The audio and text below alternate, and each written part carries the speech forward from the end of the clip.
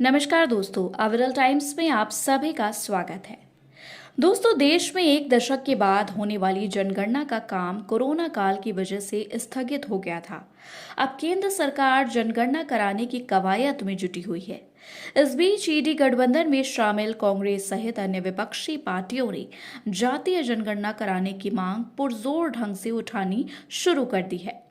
जातीय जनगणना की मांग को लेकर हो रहे बवाल को भले ही भारतीय जनता पार्टी ने गंभीरता से नहीं लिया हो, लेकिन राष्ट्रीय स्वयंसेवक संघ ने इस मामले को न सिर्फ गंभीरता से लिया है, बल्कि इसे बेहद संवेदनशील मुद्दा बताया है।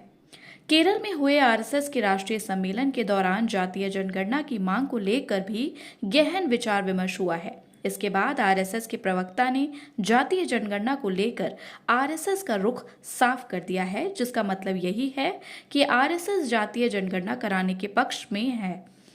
उसकी बस एक शर्त है कि जातीय जनगणना का उद्देश्य राजनीतिक फायदा उठाना ना हो, बल्कि जातीय जनगणना का लक्ष्य पिछड़े वर्गों का विकास हो। आरएसएस की इस इच्छा के बाद अब भारतीय जनता पार्टी जातीय जनगणना कराने पर सहमत हो सकती है। भाजपा पहले भी जातीय जनगणना की विरोधी नहीं रही है, लेकिन उसने कभी खुलकर इसका समर्थन भी नहीं किया है। दरअसल भाजपा जातीय जनगणना को लेकर असमंजस्य की स्थिति में रही है, लेकिन अब आरएसएस की हरी झंडी मिलने के बाद भाजपा जातीय जनगणना कराने के लिए तैयार हो सकती है। वैसे देखा जाए तो जातीय जनगणना कराने में कोई हर्ज भी नहीं है। देश के किन किन राज्यों में किस किस जाति की कितनी जनसंख्या है, इसका मोटा अनुमान पहले ही सभी को है। लोकसभा चुनाव हो या विधानसभा चुनाव या फिर नगरीय निकायों के चुनाव हो अथवा पंचायत चुनाव, हर चुनाव के दौरान जब वोटर लिस्ट बनाई जाती है तो वार्ड स्तर पर भी यह सभी को मालूम हो जाता है कि कहाँ कितने लोग किस किस जाति के हैं।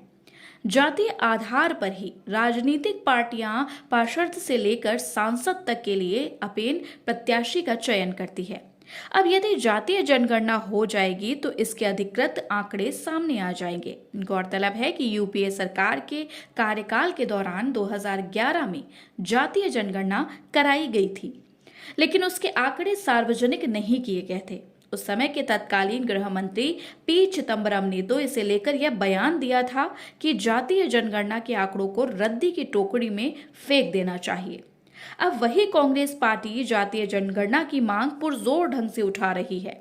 लोकसभा में नेता प्रतिपक्ष राहुल गांधी लगातार इस मुद्दे को उठा रहे हैं। उन्होंने तो लोकसभा के पिछले बजट सत्र में यह दावा भी किया था कि वे इसे संसद में जातीय जनगणना का प्रस्ताव पारित कराकर छोड़ेंगे। इसके बाद से अन्य विपक्षी पार्टियों में भी जातीय जनगणना की मांग को जोर शोर से उठाना शुरू कर दिया है, जिसकी वजह से भाजपा के नेतृत्व वाली एनडीए सरकार पर दबाव बढ़ता जा रहा है। यही वजह है कि राष्ट्रीय स्वयंसेवक संघ ने जातीय जनगणना की मांग को संवेदनशील मुद्दा निरूपित करते हुए इस पर विचार करने की जरूरत पर बल दिया है। इसी की बात से अब यह अटकलें लगाई जा रही हैं कि एनडीए सरकार इस मांग पर सहमत हो सकती है। देखना होगा कि इस बारे में एनडीए सरकार कब तक जातीय जनगणना कराने की घोषणा करती है।